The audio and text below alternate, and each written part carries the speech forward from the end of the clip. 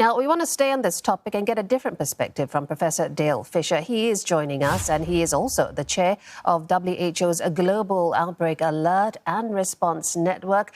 Professor, we've seen 1 year on, some countries going through their second and their third waves. What's the best way to break the cycle? Hi, Jill and Stephen. Thanks for having me back. Next year is certainly going to be different, but as we've been saying all along, we're not going to wake up one day and it's all going to be over. We still don't really know how long the vaccine will last for. We hope it's a long time, but we're only 3 months into some of the phase 3 trials. So we're hopeful it'll have a lasting effect, but it's obviously going to be an incremental rollout.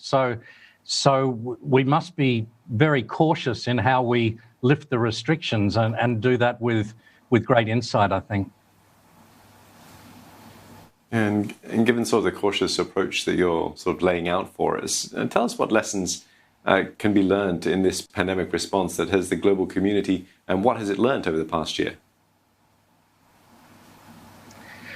Well, there's been twists and turns right from the start, and I think we should, out of respect for this virus, which we've learned by now, that we should be in no position to think there's no more twists and turns coming. So we know how contagious it is. We know how to control it, and in fact, in Singapore and much of Asia, actually, we've got quite good control. But it's still that relationship between government and the public, and making good decisions, and I guess members of the public understanding their public responsibility to maintain the efforts so that we don't get this sort of surging back. Singapore is one of the densest countries in the world, so we shouldn't be overconfident or celebrating yet.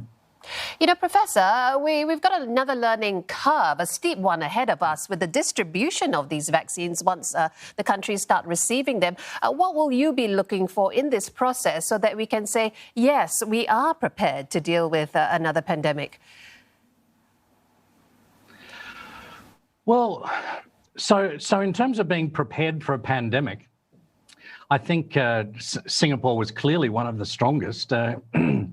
We were jumping into action in early January as soon as we knew about it, setting up our structures, deciding on our strategies and how we'd go about this sort of multi-pronged public health approach. And I'm afraid to say what we realised that most of the rest of the world through January, February, and even March was still trying to conceptualise how big this could be, and we knew already that in January that it had brought China to its knees, causing sort of a lockdown in the world's most populous country. So there was nothing other than to expect an outbreak of this enormous size, and yeah. So I think it's about preparedness and having all those public health systems in place, and having built a relationship between the public and government, so that there is that trust and that respect for the public good. Well, thank you for sharing your thoughts with us this evening. As always, Professor Dale Fisher, Chair of the WHO's Global Outbreak Alert and Response Network.